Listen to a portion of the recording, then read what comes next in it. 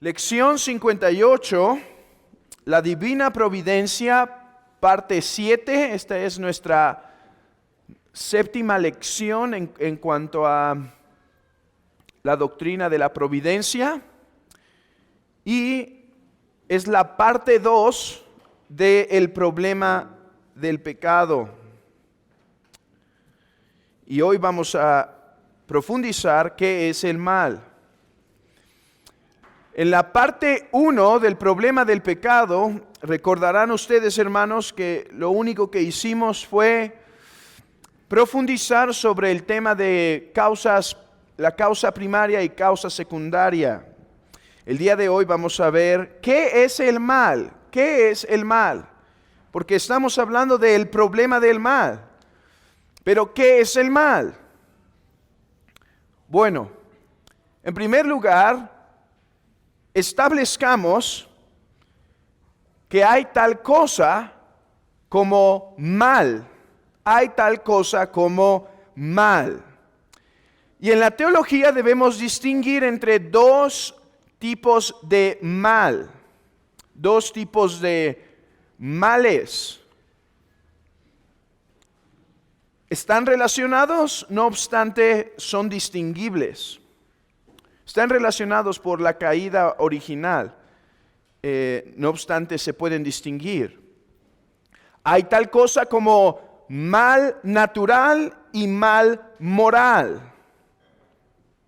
El mal natural nos referimos a todas las cosas malas que son físicas o que no pertenecen a las decisiones voluntarias de los hombres. Hay tal cosa como mal natural. Enfermedades, desastres, etc. Pero también hay mal moral, mal natural y mal moral. El mal moral tiene que ver con las decisiones malas de los hombres. En este sentido, mal moral es sinónimo a pecado, pecado. Hermanos,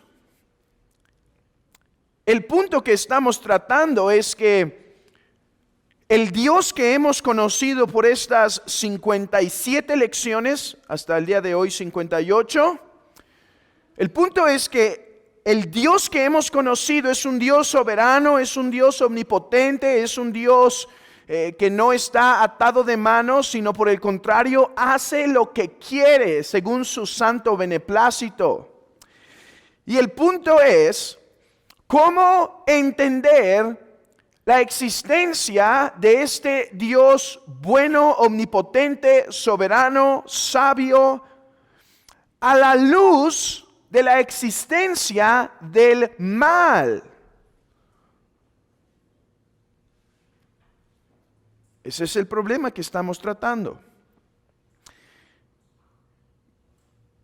Afirmamos que todo mal que pasa, sea mal natural o mal moral, todo mal que pasa, pasa según la voluntad de Dios.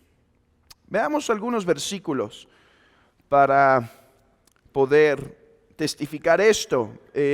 Por causa del tiempo no puedo parar, hermanos, en esperar a que busquen cada versículo, pero para eso los he puesto en sus notas para que terminen su estudio en casa el día de hoy, los que regresan hasta las 6 o los que tendrán la tarde libre. Dice Isaías 45, en el contexto está hablando Jehová y dice: yo que formo la luz y creo las tinieblas, que hago la paz y creo la adversidad. Yo Jehová soy el que hago todo esto.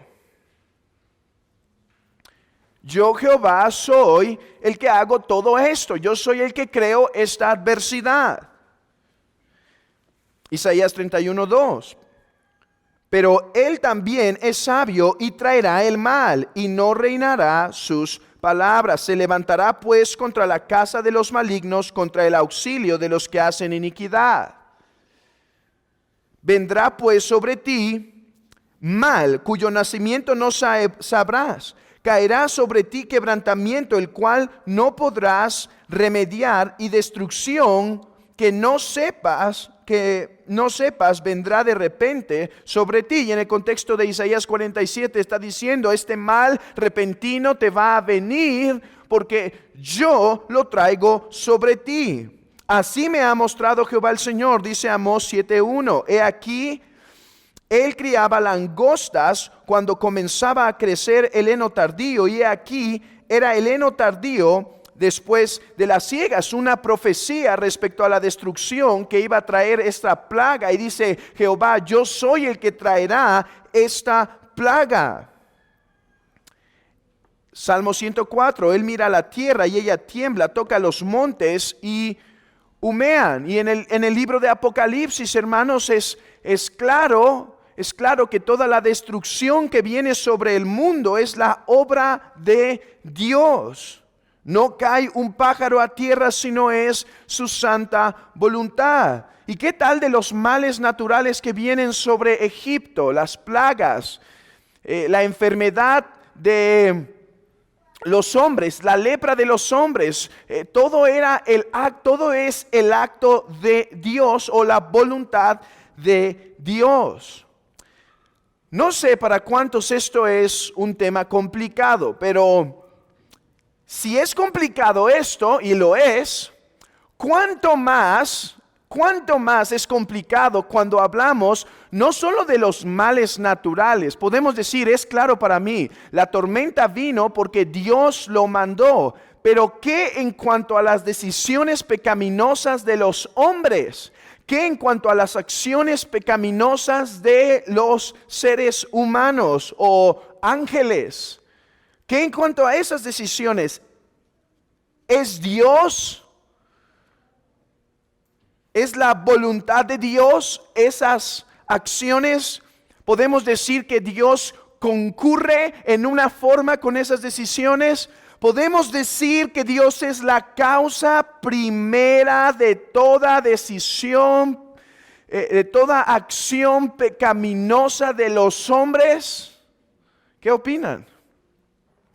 Leamos las escrituras. Josué capítulo 11, versículo 20. Porque esto vino de Jehová, que endurecía el corazón de ellos para que resistiesen con guerra a Israel, para destruirlos, y que no les fuese hecha misericordia, sino que fuesen desarraigados, como Jehová lo había mandado a Moisés. Y se endureció el corazón de estos hombres. ¿Para qué? Para que Israel para que hiciesen guerra en contra de Israel y fuese destruido.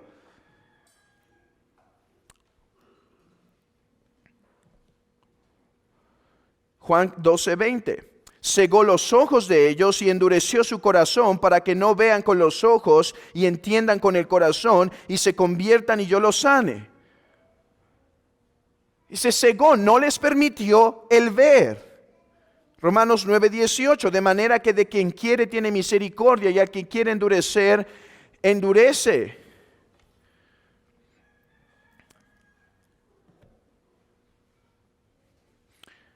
Amós 3:6. Se tocará la trompeta en la ciudad y no se alborotará el pueblo. ¿Habrá algún mal en la ciudad el cual Jehová no haya hecho? Primera de Pedro 2:7-8. Para vosotros pues, los que creéis, Él es precioso, pero para los que no creen, la piedra que los edificadores desecharon ha venido a ser la cabeza del ángulo y piedra de tropiezo y roca que hace caer, porque tropiezan en la palabra, siendo desobedientes, a lo cual también fueron destinados. Hermanos, Apocalipsis 17:17, este texto es fuerte. Escuchen. Porque Dios ha puesto en sus corazones el ejecutar lo que Él quiso, ponerse de acuerdo y dar su reino a la bestia hasta que se cumplan las palabras de Dios. Está diciendo, en cuanto a las acciones pecaminosas de los hombres, dice Dios puso en el corazón de ellos que lo entregaran a la bestia. Hechos 4. Porque verdaderamente se unieron en esta ciudad contra tu santo Hijo Jesús, a quien ungiste Herodes y Poncio Pilato con los gentiles y el pueblo de Israel, para hacer cuanto tu mano y tu consejo habían antes determinado que sucediese. Hermanos, el testimonio de las Escrituras parece ser que la soberanía de Dios lo abarca todo, tanto los males naturales como los males morales, y Dios es quien trae la luz y quien trae las tinieblas, quien trae la siega y quien trae la sequía, quien trae fruto y quien trae hambrunas, quien trae salud y quien trae enfermedad. Todo pasa de acuerdo al soberano decreto de Dios. Pero no solo los males naturales son gobernados por Dios y ocurren según su santo decreto y voluntad, sino aún toda acción pecaminosa está dentro del gobierno absoluto de Dios, de tal manera que todo hombre que peca, no peca aparte de la voluntad, control, gobierno de Dios. Por eso dice James Dolezal: en todas estas malvadas acciones volitivas de las criaturas, se describe a Dios como el que está obrando todas las cosas de acuerdo a su propósito soberano. O como dice en sus notas la cita de William Mosey Brekel, dice: el gobierno de Dios sobre el pecado no puede ser negado por aquel que cree en la palabra de Dios. Hermanos, y con esto quiero empezar nuestro estudio enfatizando que estamos lidiando con este tema difícil del problema del pecado y la soberanía de Dios o la providencia de Dios, no porque simplemente queramos empezar a filosofar o empezar a entretener nuestras mentes con temas complicados y demás. Si lidiamos con este tema de la providencia de Dios y el pecado, es porque la Biblia nos lo presenta. Si hoy vamos a decir cosas difíciles y cosas complejas, no es simplemente porque a alguien se le ha ocurrido, es porque la Biblia tiene cosas difíciles y complejas que decirnos. Y esta es una de ellas. Dios tiene gobierno absoluto sobre cada cosa que pasa, desde la mosca hasta la decisión de los hombres, están en su control, y no obstante, afirmamos que Dios no es el autor del pecado. Pasemos a nuestro resumen para recordar bien esto, para establecer bien esto, habiendo visto que la Biblia habla de un mal moral y un mal natural que es gobernado por Dios. Habiendo visto esto, contemplemos el problema que tenemos aquí. 1. La providencia de Dios lo alcanza todo. No hay nada que sale de su preservación, concurrencia y gobierno. 2. Incluso el pecado de los hombres es gobernado por Dios. Si queremos ser fieles a las Escrituras, estamos obligados a afirmar que el pecado solo pudo ocurrir porque Dios gobernó todo para que ocurriera. 3. Pero Dios no es el autor del pecado. O más precisamente, las acciones pecaminosas en las que Dios concurre, repito, concurre, no incurre. Hay una diferencia entre incurrir y entre concurrir. Concurrencia es el término teológico que explicamos la lección anterior. Entonces, pero Dios no es el autor del pecado, repito, o más precisamente, las acciones pecaminosas en las que Dios concurre, lo pecaminoso procede solo de la criatura.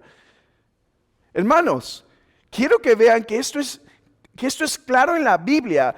O sea, lo que hoy vamos a intentar exponer son verdades muy sencillas en la Biblia, pero cuando las intentamos armonizar es cuando se vuelven complejas para nosotros, ¿cierto? Pero es sencillo. Vean que esto sale de la Biblia. 1. Dios es soberano. ¿Dónde dice eso en las Escrituras? Desde Génesis a Apocalipsis. 2. Es soberano incluso en las acciones pecaminosas de los hombres. Pero hermanos, ¿no nos enseña también la Biblia que Dios es santo y que no hay ningunas tinieblas en Él? ¿No nos enseña la Biblia que Dios es santo y que Él no puede ser el autor del pecado? Sí, la Biblia nos enseña eso. Recuerden las palabras de la Confesión de Londres de 1689, la cual les animo, hermanos, a que consulten, sobre todo para este tema complejo. Déjenme leer las palabras de la confesión que expusimos la semana pasada, la semana anterior. El poder todopoderoso, la sabiduría inescrutable y la bondad infinita de Dios se manifiestan en su providencia de tal manera, escuchen, de tal manera que su propósito soberano de Dios se extiende aún hasta la primer caída y todos los actos y todos los otros, pecados de los ángeles y de los hombres. Esto no solo por un mero permiso, sino que Él sabia y poderosamente limita, ordena y gobierna en varias formas las acciones pecaminosas, de tal manera que éstas llevan a cabo sus designios santos, pero de tal modo que lo pecaminoso procede solo de la criatura y no de Dios, quien es justísimo y santísimo. Complejo. ¿Cómo embonamos esto? ¿Cómo resolvemos esto, hermanos? Bueno, ya empezamos a resolverlo las semanas pasadas con el tema de la concurrencia divina. Recordemos ese tema de la concurrencia divina. Para entender que esto no era una contradicción, en la última lección hablamos del tema de la concurrencia y establecimos que cada acción, incluso las acciones pecaminosas, tienen básicamente dos causas. Toda acción tiene dos causas. Una causa primaria y una causa secundaria. Por ejemplo, en cuanto a las causas secundarias, cuando Israel es destruido, la causa de esta destrucción es Asiria, lo pecaminoso de su deseo de tener más, de conquistar más. Pero cuando vemos la destrucción de Israel desde la causa primaria, entendemos que la acción de destruir fue también obra de Dios. Entonces, en un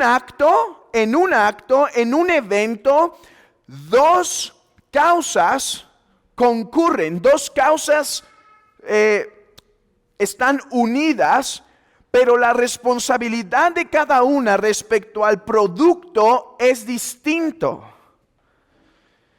¿Cierto? Eso está ya bien entendido en sus mentes, lo sé. Déjenme leer una cita.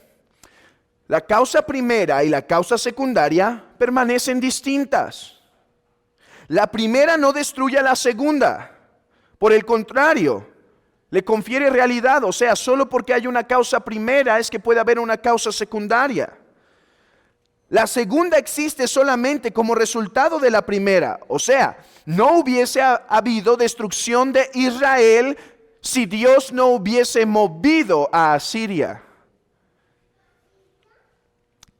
Las causas secundarias, no obstante, no son meros instrumentos u órganos autónomos, inanimados, como si fueran rocas que Dios utiliza, sino que las causas secundarias actúan libremente en sus decisiones. Y aquí está el misterio.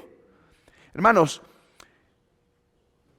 y Asiria destruyó a Israel no porque Dios obligara a Asiria, no. El corazón del rey de Asiria quería destruir. Pero al mismo tiempo, ese era el acto soberano de Dios. Tenía que ocurrir. Ok, ya dimos la primera respuesta. ¿Cómo es posible?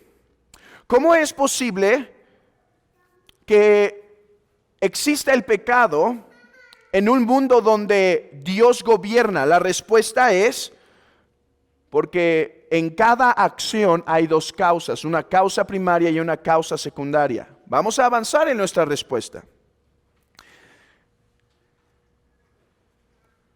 Y la respuesta de hoy es que Dios puede obrar en cada acción pecaminosa porque el pecado es nada. Ok, vamos a comenzar entonces, habiéndonos introducido, vamos a comenzar nuestro estudio formalmente. ¿Cómo puede ser Dios la causa primera de toda acción pecaminosa y no obstante no ser culpable? Y no obstante no ser culpable. Respuesta básica. Hermanos, subrayen esta y memoricen esta si quieren. La segunda respuesta nos va a llevar 1 hora a elaborarla. La primera nos va a llevar 5 minutos. Memoricen esta. ¿Por qué? ¿Cómo es esto posible? ¿Por qué podemos decir que Dios es la causa primera incluso de toda acción pecaminosa y no obstante no es el autor del pecado? Respuesta básica, porque es imposible que Él sea el autor del pecado. Dios es luz y no hay ningunas tinieblas en Él. Si creemos que Dios es bueno y es soberano, necesariamente Él no puede ser el creador del pecado. Y pongo creador del pecado porque en realidad el pecado no tiene un origen, una creación tal cual, porque el pecado es nada y lo que es nada no puede ser creado. Pero si quieren memorizar esto es suficiente, hermanos. ¿Por qué afirmamos que Dios es soberano sobre toda decisión pecaminosa de los hombres? ¿Por qué afirmamos que Dios puede obrar en toda decisión de los hombres y no obstante ser libre de culpa? Porque sería imposible, hermanos. Agárrense de esto, agarren sus mentes, imaginen su cerebro con 2 brazos y agarren estas 2 verdades y no las suelten. Dios es soberano y gobierna sobre cada acción pecaminosa, pero Él es santo. Y aunque mi mente no lo puede comprender, lo creo porque la Biblia lo enseña. Y por lo tanto, aunque mi mente queda fuera de capacidad en este tema, de aquí me sostengo. ¿Y qué pasa cuando me vienen malos pensamientos? Me sostengo de la bondad de Dios. Y me sostengo de su soberanía. Esa es la respuesta básica. Los que gusten a partir de ahora se pueden dormir y despertar al final de la respuesta 2. Esa fue nuestra respuesta básica, ahora viene la respuesta elaborada. Y era broma, hermanos, algunos ya se acurrucaron. Y para esta respuesta quiero decir que dependo de varios autores, varios teólogos. Uno de los más modernos es James Dolezal. Él es maestro en una universidad de los Estados Unidos. Tiene un ensayo muy complejo, pero bastante útil. También de otro hombre llamado Herman Bavinck, Agustín, e incluso algunos teólogos medievales, hermanos, que pertenecen a nuestra tradición reformada en gran manera. Bueno, ¿cómo vamos a resolver este dilema? Recuerden, hermanos, que no intentaremos resolver el misterio. No, eso no se puede. Lo único que vamos a hacer es ver que no estamos diciendo cosas contradictorias. Eso es mi deseo, hermanos. Mi deseo es que intelectualmente podamos ver que cuando decimos que Dios es la causa primera de toda acción pecaminosa y Dios no es el autor del pecado, que eso es posible decir, y no es contradictorio, no estamos diciendo cosas opuestas.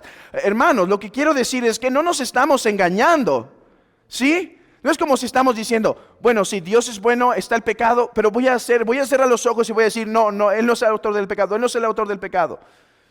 No les estoy diciendo, hermanos, esto es rosa, y ustedes, sí, es rosa. No estoy diciendo que neguemos la realidad, estoy diciendo, es posible decirlo por causa de lo que el pecado es. ¿Por qué podemos decir que Dios es la causa primaria? Recuerden, ¿por qué podemos decir que Dios es la causa primaria de toda acción pecaminosa y Él no es el autor del pecado? Respuesta de la lección anterior, porque en cada acción no solo hay una causa primaria, sino también hay una causa secundaria. Y la causa secundaria es responsable por su acción, es responsable.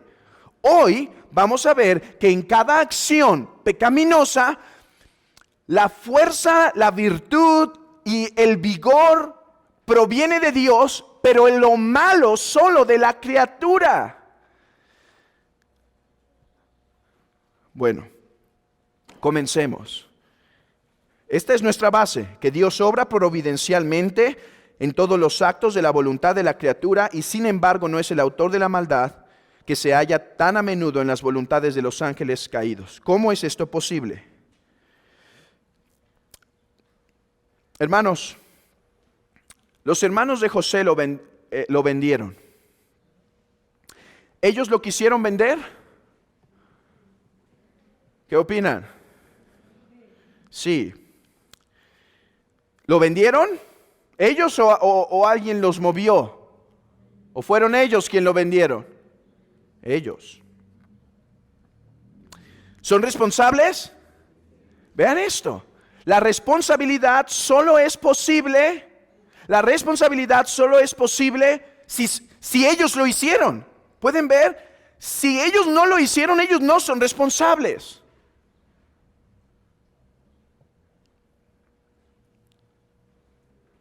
Lo que quiero decir es esto.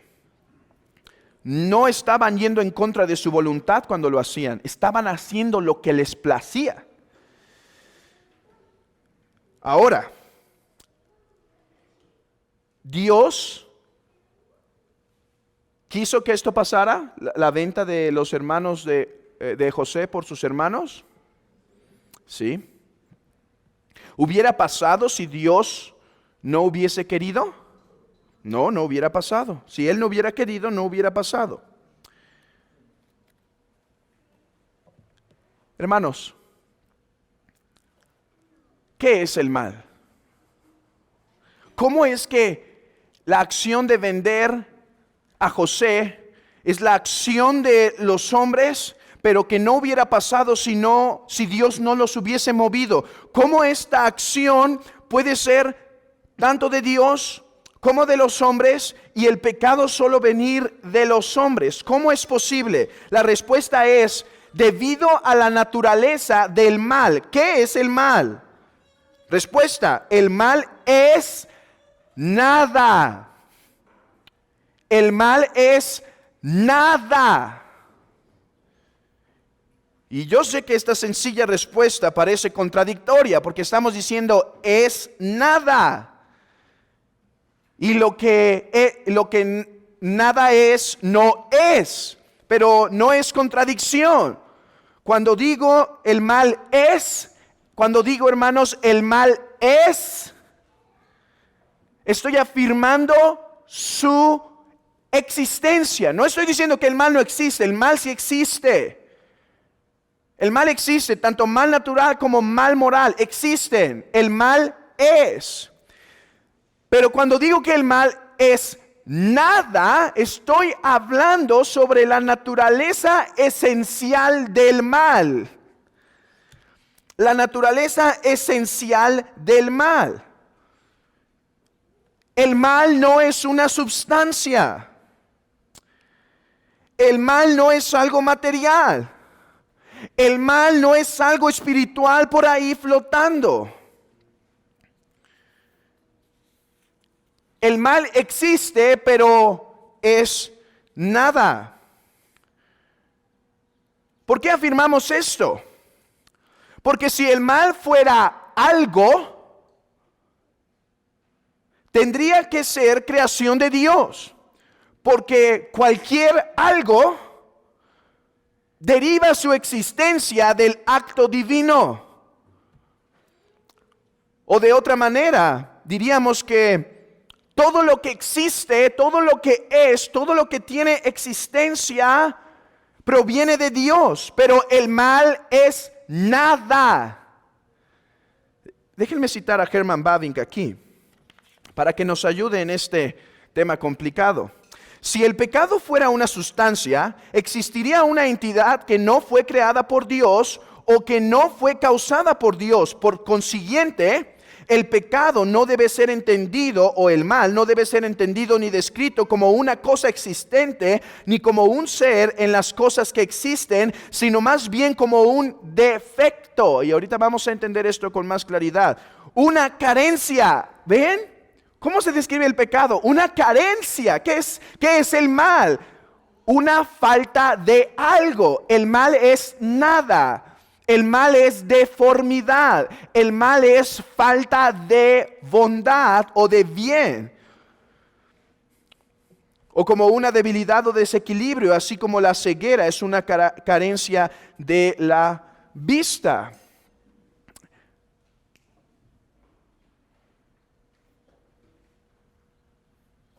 Pasemos a una definición más compleja. El mal es nada, pero en realidad esta definición puede causar confusión. Pasemos a algo más sólido, algo más de acuerdo a la gran tradición. El mal es la ausencia de bien donde debería haber bien. El mal no puede existir aparte de la existencia del bien o de lo bueno. El mal de corrupción solo puede existir si hay algo que corromper. Cuando hablamos de una fruta podrida, está podrida solo porque había algo bueno ahí que se corrompió, que se deformó, que se desvirtuó. Vean esto, el mal en la fruta podrida es la falta de aquellos elementos que poseía, en donde se fueron desvaneciendo o transformando a algo menor.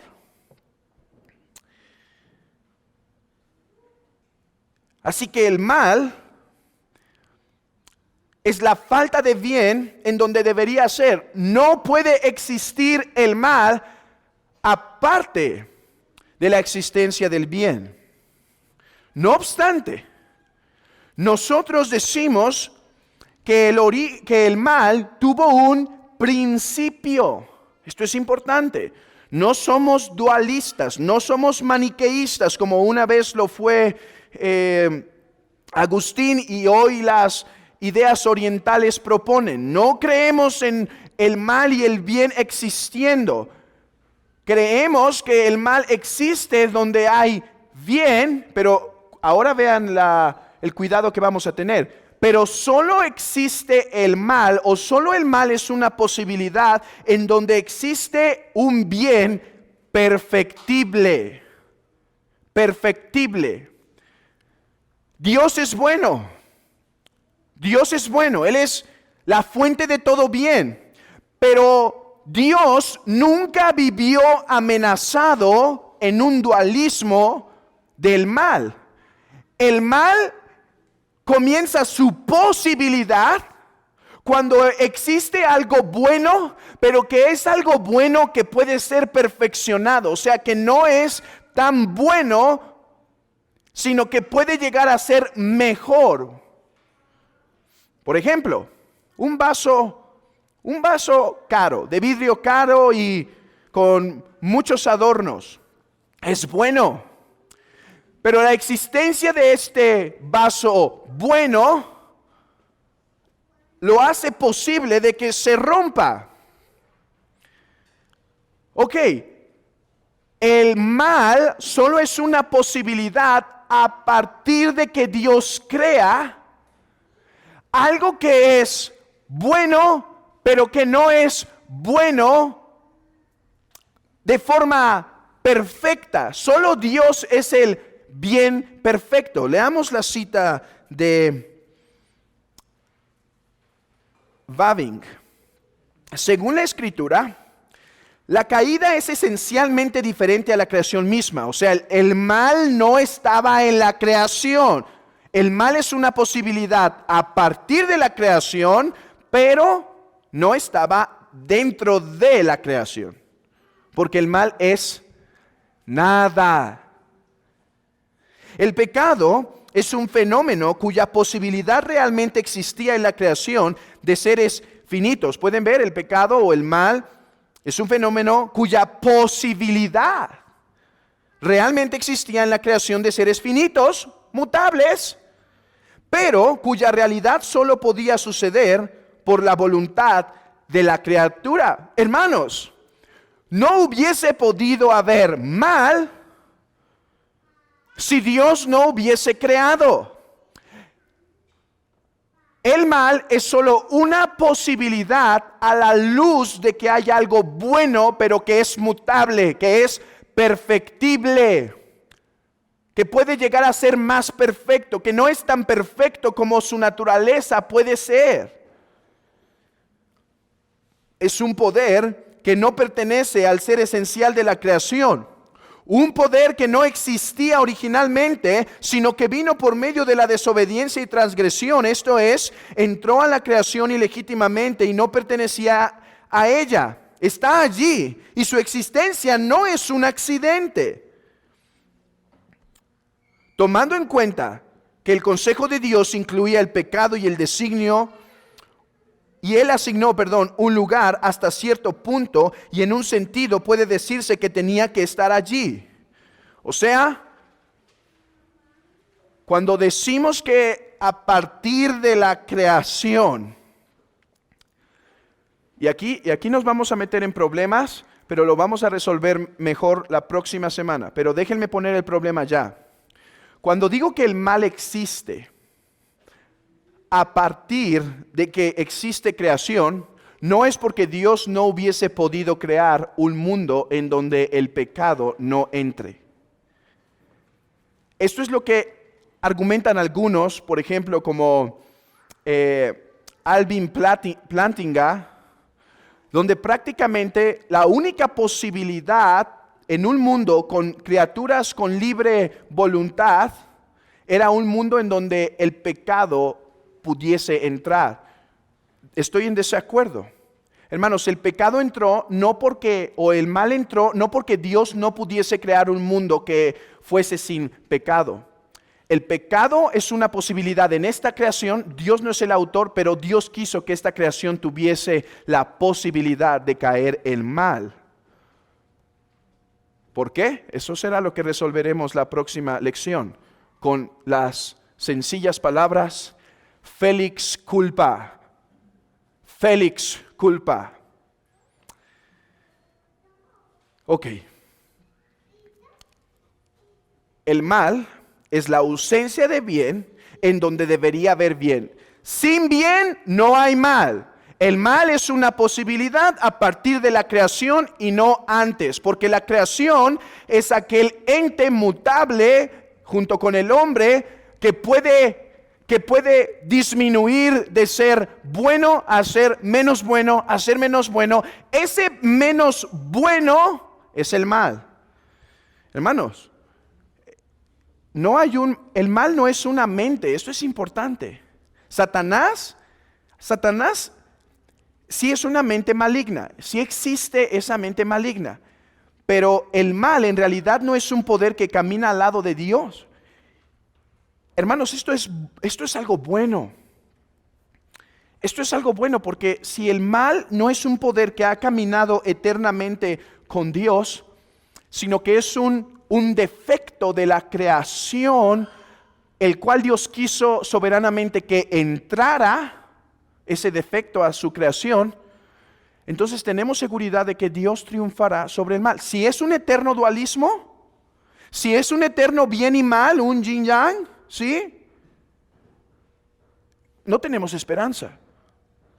Pero si el mal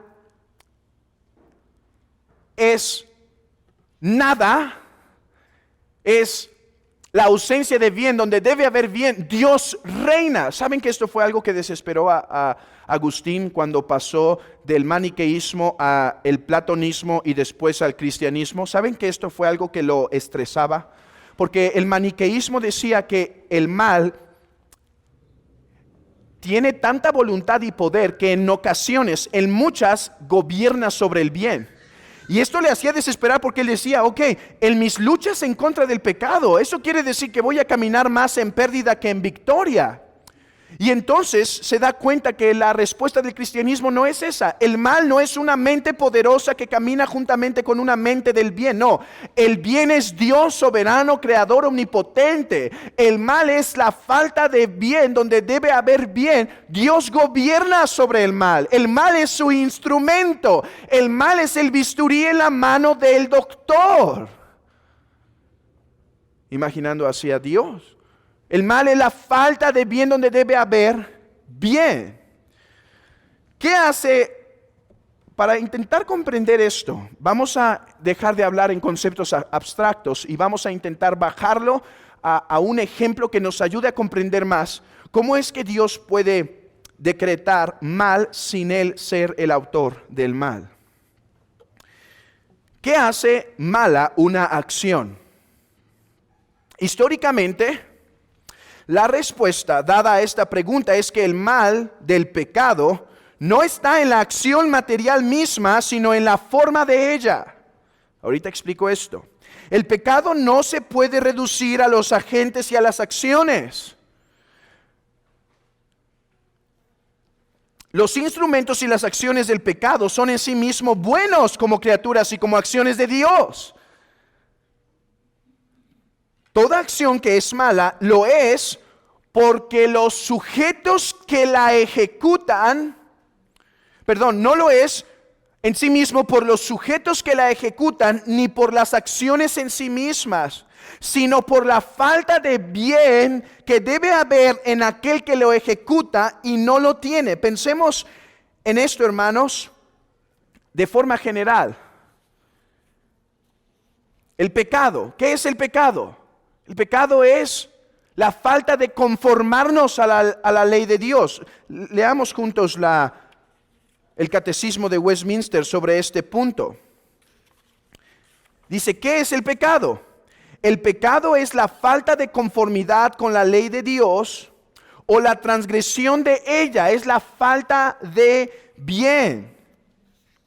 Lean conmigo Herman Bavinck en este punto, hermanos. Creo que está en sus notas. Pero concretamente el pecado solamente ocurre como la forma equivocada de un estado o acto particular que hace a ese estado o acto pecaminoso, así como un padecimiento sin ser una sustancia hace que un cuerpo se enferme. Déjenme cortar esa cita e ir a un ejemplo para no confundirlos tanto en este punto. Vamos a contemplar, hermanos, el acto de asesinar. Un acto desagradable, pero nos va a ayudar a comprender que el mal es la ausencia de bien y que toda parte de Dios en la acción de quitar una vida es buena y lo malo solo viene de la criatura. Aquí va. El cuchillo que va a usar el asesino para quitar la vida, ¿es bueno o malo? Es bueno, ni siquiera es neutro, es bueno. Como tal fueron materias que Dios dio, fueron formadas por inteligencia que Dios dio y que tiene muchos buenos fines. El cuchillo como tal es algo bueno. El hombre que asesina, el hombre como criatura es algo bueno, perfecta obra que Dios hizo. ¿El cuchillo en la mano del hombre es malo? No. ¿El acto de sostenerlo es el acto bueno de Dios que le da virtud para sostenerlo? Es más, vayamos ya al mismo acto. Cuando el hombre agarra el cuchillo y lo empuña y lo entierra sobre el pecho del hombre, ¿es bueno o malo? Hermanos, quiero que vean que todo eso como acción es buena. O sea, no hay nada malo en eso. El acto de ejercer el poder es el poder que Dios da al hombre, los músculos, la energía, el acto de pensar. Fíjense esto, toda esa acción en la cual Dios concurre, en la cual Dios participa, aún el acto de desear hacerlo es parte del acto de Dios. ¿Qué tal que si lo hizo para defender a su hija? ¿Pueden ver que toda la acción fue buena? Y lo que dice entonces el punto es más claro. El pecado no está ni en el sujeto, no es algo que el sujeto trae, ni en la acción, porque la acción en sí misma es poder vigorizante que Dios da, ni en la acción mental de mover el cuchillo. ¿En dónde está el pecado cuando un hombre asesina? Cuando hay falta de bien, cuando lo hace por la codicia, cuando lo hace por la venganza. Entonces, en esa acción pecaminosa que Dios decretó, pero todo lo que Él decreta es bueno, y la acción de pecar es la falta de bien en la voluntad del hombre al hacerlo. Ok, pensemos en la venta de José. ¿Buena o mala? En cuanto a la venta proviene de Dios, es buena. ¿No es cierto? Porque Dios, por medio de esa venta, la intención de Dios en esa venta, vean esto, la intención de Dios en esa venta era bueno. Hermanos, el acto de vender a alguien, como los moravos se venden para hacer misiones, ese acto en sí mismo no, el cambio de las monedas no es malo, las monedas no son malas, y de hecho el acto mismo podríamos decir que podría ser usado para buenos fines. Cuando los moravos se venden, no podemos decir que pecan. Se venden para ir a unas islas porque los hombres que trabajan en esas islas no pueden salir, no hay forma que llegue el evangelio. Ellos dicen, me vendo para que predique el evangelio. Es buena esa acción, es buena. Entonces, en cuanto a la acción viene de Dios, es buena. Pero en cuanto a la acción que proviene del hombre, es mala. Porque ellos lo hacen por falta de bien, una mala intención. ¿Y qué es una mala intención? Una intención que le falta bondad, porque eso es el mal. El mal es la falta de bien donde debe haber bien. Es un egoísmo. Eran unos celos, hombres llenos de la amargura. Es por eso que podemos afirmar que en toda acción pecaminosa Dios gobierna sobre cada acción, pero lo malo y pecaminoso solo procede de la criatura. Escuchen las palabras de Bavinck. Cuando un asesino mata a alguien, toda la habilidad de planeación y poder que necesita para tal propósito proviene de Dios. Pero el acto, desde el punto de vista formal, o sea, ¿qué quiere decir formal? Están usando aquí cierta terminología.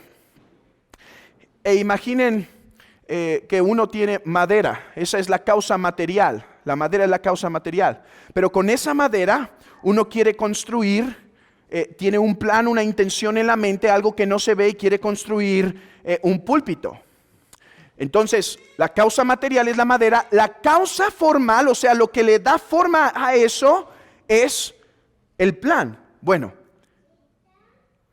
en cuanto a la acción vista desde un punto material, el acto de quitar la vida a alguien no es en sí mismo malo. Pero del punto de vista formal, o sea, de la intención del ejecutor, es suyo y no de Dios. Porque ¿qué es el mal? Es la falta de bien donde debe haber bien. Dios puede decretar, por lo tanto, el asesinato de alguien. Dios lo puede decretar, el asesinato de alguien, siendo de Dios bueno ese decreto de asesinato, y lo malo provenir de la criatura. Por ejemplo, la cruz de Cristo. Hermanos, leemos en Hechos 2 y leemos en Hechos 4 que todo lo que los gentiles y Poncio Pilato hicieron, lo hicieron porque así estaba el decreto de Dios. Dios había decretado que su Hijo Jesucristo fuese muerto de esa forma.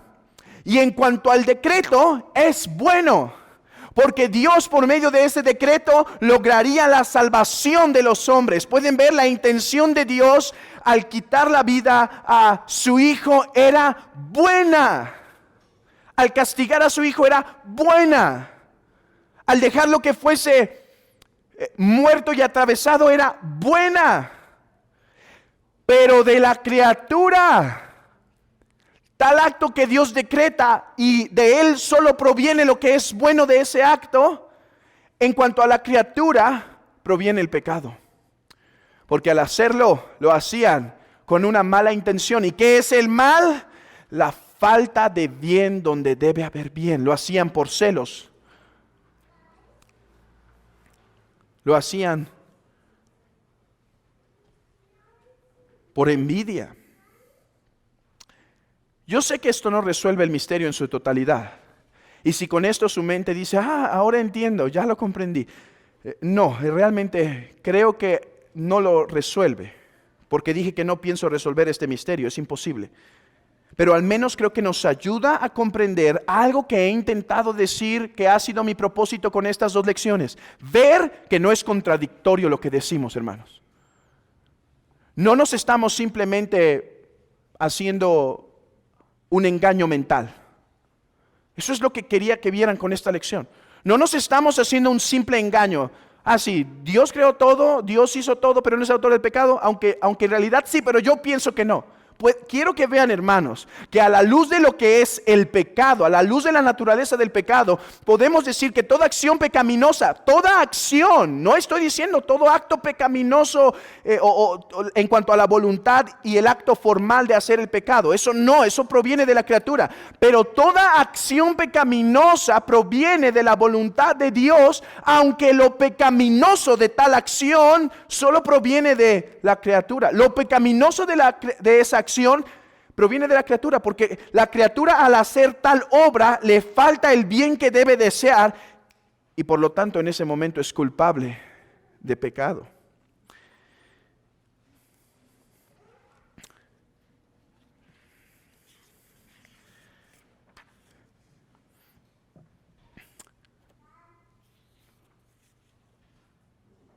De esta forma,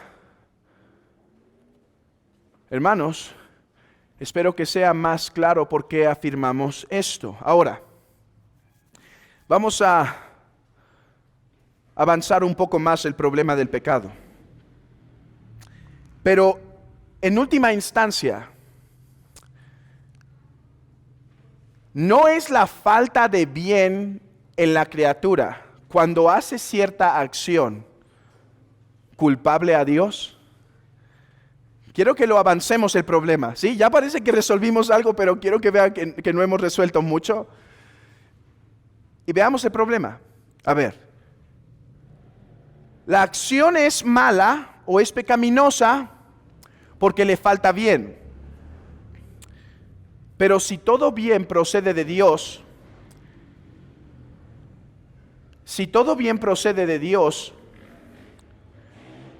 ¿no hace eso a Dios el autor del pecado?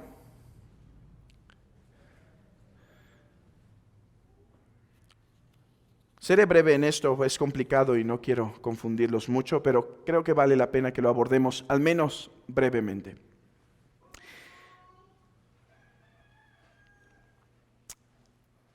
Recordemos que el mal es la falta de bien donde debería estar el bien. Esa palabra es clave, debería.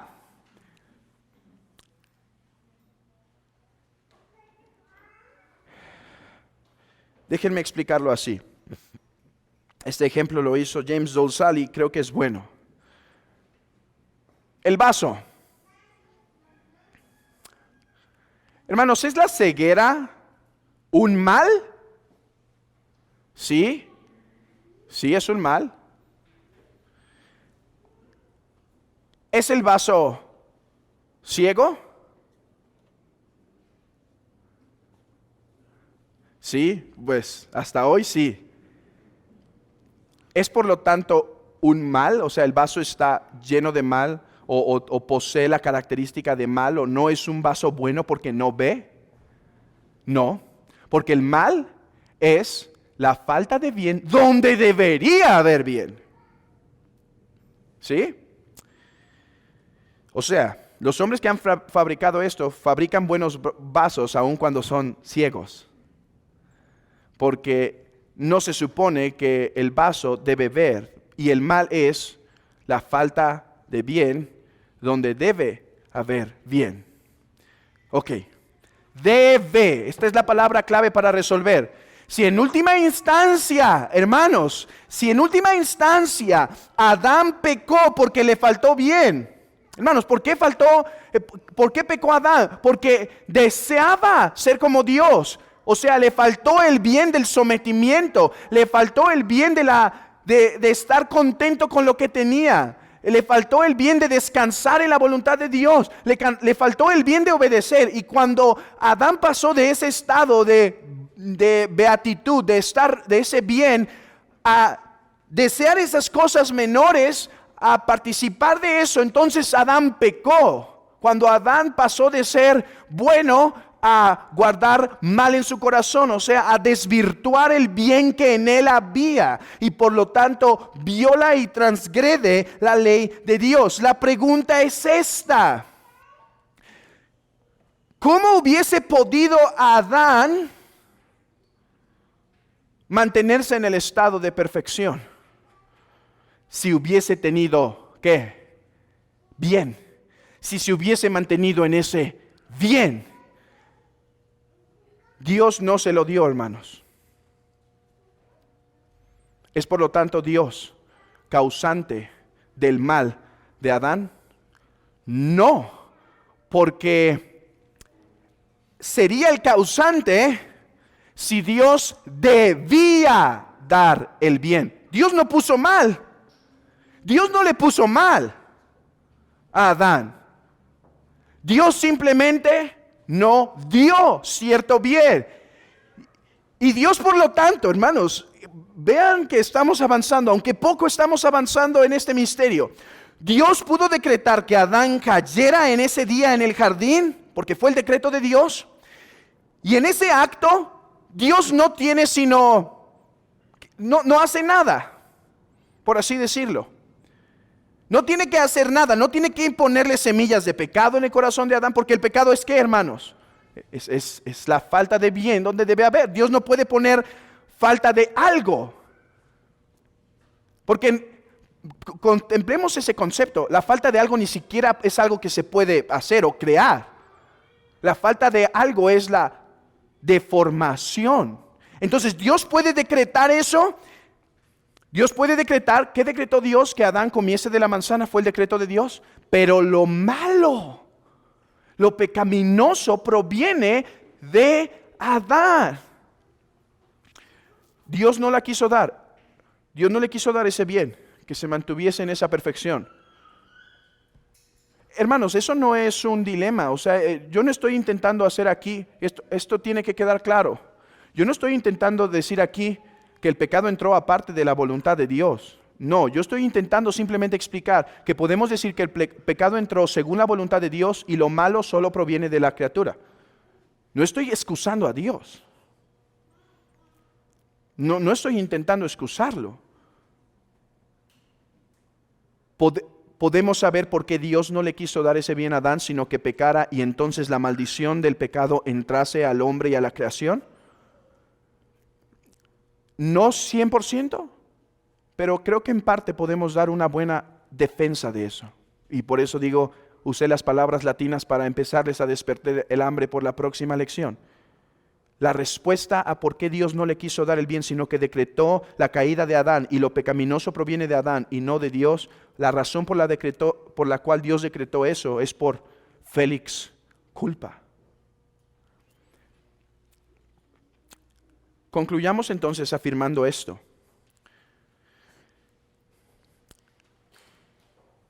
Dice, y cito a Dolezal para cerrar aquí. Esto parece posible Pero todavía podemos preguntarnos, ¿cómo es que Dios no es el autor del pecado si Él decreta que debe ocurrir? ¿Sí? Hermanos, ¿Dios decreta que debe ocurrir el pecado? ¿Qué opinan? Sí. Hechos 2:23, ejemplo. Hechos 4:27, ejemplo. Y Él es el agente que aplica el poder a la criatura para que haga la acción. Cada acción, cada acto de lastimar a nuestro Señor provenía de Dios. Todo ese poder, toda esa virtud. No son palabras poéticas cuando decimos que la fuerza con la cual martillaban los clavos de nuestro Señor era en última instancia porque Dios les estaba dando esa fuerza. El ejercicio del gobierno providencial de Dios sobre el mal moral no está restringido a preservar a las criaturas morales y sus poderes, sino que también Él hace que se muevan, lo cual debe incluir todo mover elección volitivos. ¿Cómo es que Dios no es el autor del mal si es que de Dios todo agente moral obtiene su movimiento cuando peca? La respuesta es, porque el pecado no es algo que Dios pone, o el mal no es algo que Dios pone, sino una desvirtualización, desvirtuarse de la criatura. Pensemos en el endurecimiento de Faraón, donde Faraón no deja salir al pueblo de Israel. Hermanos, ¿Dios decretó ese endurecimiento de Faraón? ¿Qué hace Dios para endurecer a Faraón? Nada, porque el endurecimiento es el mal y el mal es nada. Dios no obra la gracia en Faraón. Dios no obra la gracia, el arrepentimiento y la fe en Faraón para que se quede así, para que sus propósitos. Dios debía, hermanos, Dios sería el autor del pecado, del endurecimiento de Faraón, si Dios debía darle la gracia de la fe y el arrepentimiento. ¿Debía? No. Por eso podemos afirmar que Dios decreta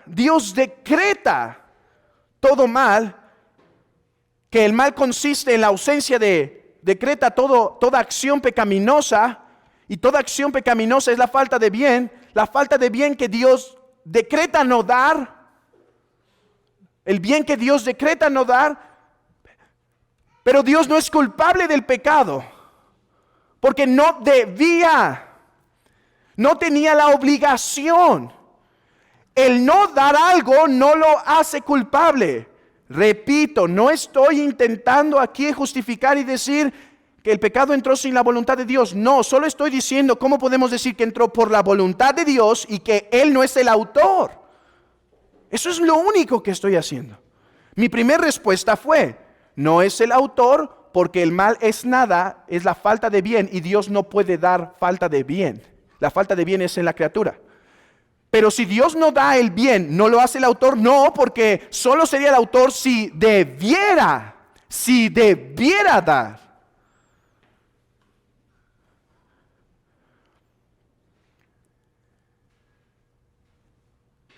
Déjenme intentar bajar esto. Es la ceguera un mal, ¿verdad? ¿Quién crea al ciego? Hermanos, Dios.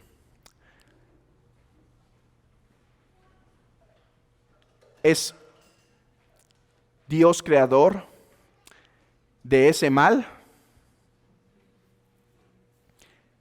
¿Es Dios creador de ese mal? Dios no puede. ¿Qué es la ceguera? Es la falta de vista donde no hay. No puede crear la falta de vista. Pueden ver el mal de la ceguera es la falta de ver. Dios no puede crear la ceguera. Es que entendemos mal la ceguera. En un sentido, el ver no es algo que Dios nos debe.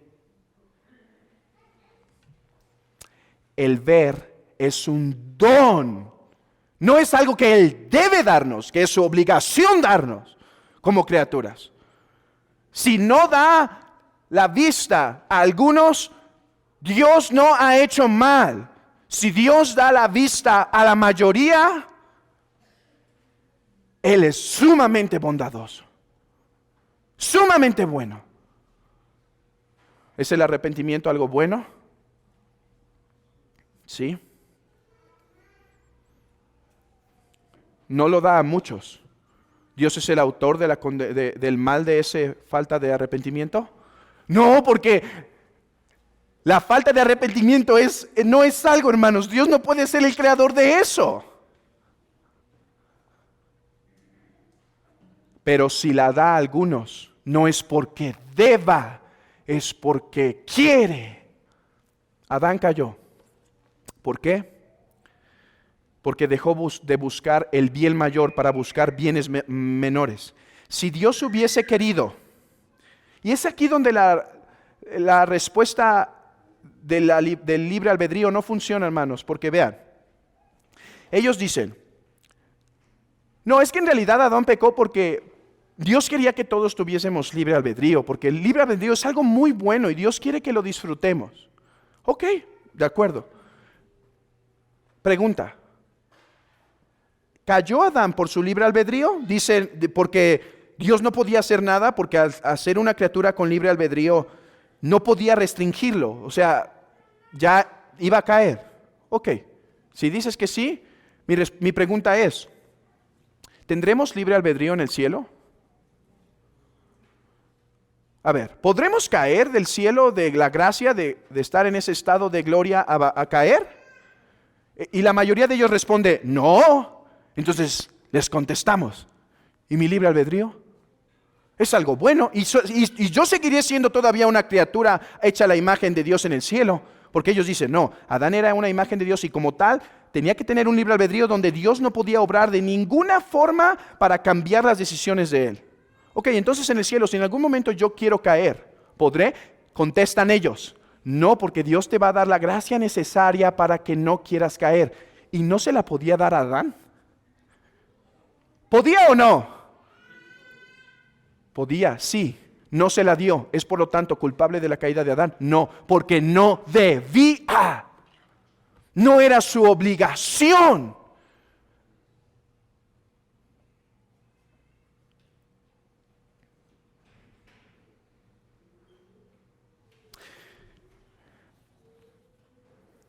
Déjenme leer esta cita y llegamos a la conclusión. Obviamente, creo que está en sus notas, hermanos. Obviamente, todo el argumento de que Dios no es el autor del mal solamente funciona suponiendo que Dios no está obligado naturalmente a dar todo bien moral necesario a toda criatura. Incluso si Él demanda tal bien de ellos por medio de un mandamiento o precepto, si conviene a su propósito retener alguna forma de bondad, incluso si esto resulta en la corrupción moral de ciertos hombres o ángeles, o en corrupción física o daño en otros, entonces Él es libre de retener ese bien. Si Adán hubiese no caído, si Adán hubiese perseverado en bondad, Dios le hubiese podido dar ese bien para que no cayese. No quiso. ¿Es culpable? No, porque no debía darlo. Recuerden, no estoy excusando aquí a Dios, solamente estoy mostrando lo que la Biblia enseña. Indudablemente, este es el epicentro del conflicto respecto a la cuestión de la providencia de Dios y la realidad del mal. ¿Está Dios naturalmente obligado a dar todo bien físico o volitivo a cada una de sus criaturas? ¿O es libre de hacer como Él le place con lo que es suyo, dándole a algunos y reteniéndolo a otros? ¿Es libre? Dice James Dolezal, deberíamos estar satisfechos en explicar que Dios no es el hacedor del pecado, esto es la causa formal y próxima. Si bien confesamos sin reparos que no entendemos cómo es que ocasiona y utiliza el pecado para su gloria sin acarrearle culpa, solamente no comprendemos la dimensión ética de la causalidad de Dios. Esto sigue siendo un misterio, pero podemos decir, hermanos, no sé ustedes, pero al menos ahora ya puedo pasar de decir sin comprender, Dios es el Dios es el que decretó el pecado sin ser el culpable. Ahora puedo pasar de simplemente repetirlo sin entenderlo. Ahora decirlo y entender lo que quiero decir. No entender el problema como tal, pero al menos ya entender lo que quiero decir. Hermanos, en esa frase corta que usamos, Dios decretó el pecado, pero no es el autor. Esta doctrina que hemos desarrollado en 7 lecciones es lo que está detrás.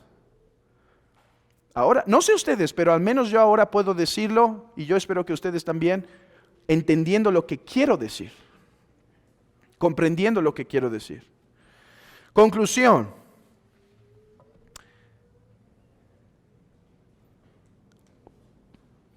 Resumiendo, ahora hace más sentido esto para ustedes, hermanos. Déjenme leerlo. El poder todopoderoso, la sabiduría inescrutable y la bondad infinita de Dios se manifiestan en su providencia de tal manera que su propósito soberano se extiende aún hasta la primer caída y a todos los otros pecados de los ángeles y de los hombres. Y esto no solo por un mero permiso, sino que Él, sabia y poderosamente, limita, ordena y gobierna en varias formas las acciones pecaminosas de tal manera que éstas llevan a cabo sus designios santos, pero de tal modo que lo pecaminoso procede solo de la criatura. Hermanos, Dios decretó la entrada del pecado por Adán al mundo, o desde Lucifer. Dios decretó la entrada del pecado al mundo. Y Él pudo hacerlo sin ser culpable de ese pecado. ¿Por qué lo hizo? Por un buen propósito. Por un buen propósito.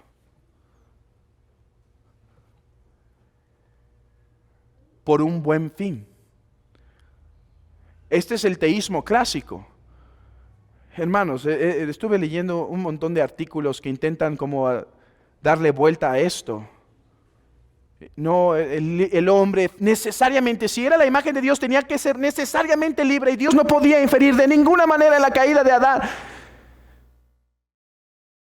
No, yo creo que afirmamos, el pecado entró porque Dios quiso que entrara. Y Dios lo puede hacer sin ser culpable, porque ya vimos todo ese argumento.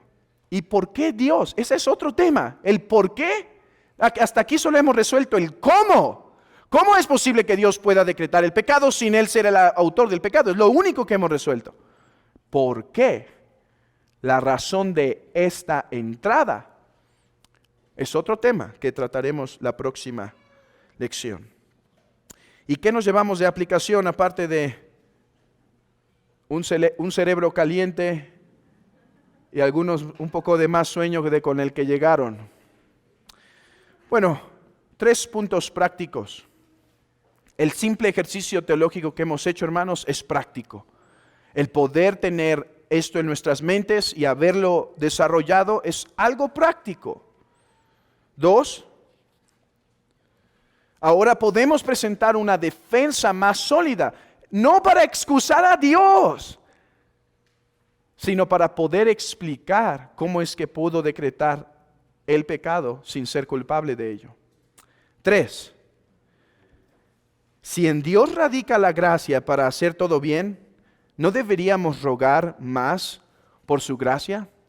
Oh, hermanos, les quiero recomendar un escrito de Agustín que se llama De la predestinación y la gracia. Hay tres que les quisiera recomendar. Voy a traer los nombres precisamente la próxima semana. Hermanos, me sumergí un poco en estos escritos de Agustín de la gracia y la predestinación y demás. Es impresionante cómo sus discursos teológicos, ¿saben qué producen en tu corazón? Oración. Porque después de que cita textos y textos y escribe, hermanos, es como si la escritura la tuviese tan integrada en su mente, tan guardada, que va hablando y mientras habla va metiendo textos y textos y desarrolla su punto y textos y habla como si la escritura ya fuese uno con él. Y lo que resulta después de leer estos tratados de la gracia, de la predestinación, es decir, Señor, todo bien procede de ti, ayúdame. Eso es lo que produce. Toda gracia procede de ti, no me la debes dar. Oh, pero si quisieras. No es tu obligación, pero Señor, por favor, ni siquiera puedo hacer ni un buen movimiento si tú no me das ese poder de hacerlo y la bondad para hacerlo.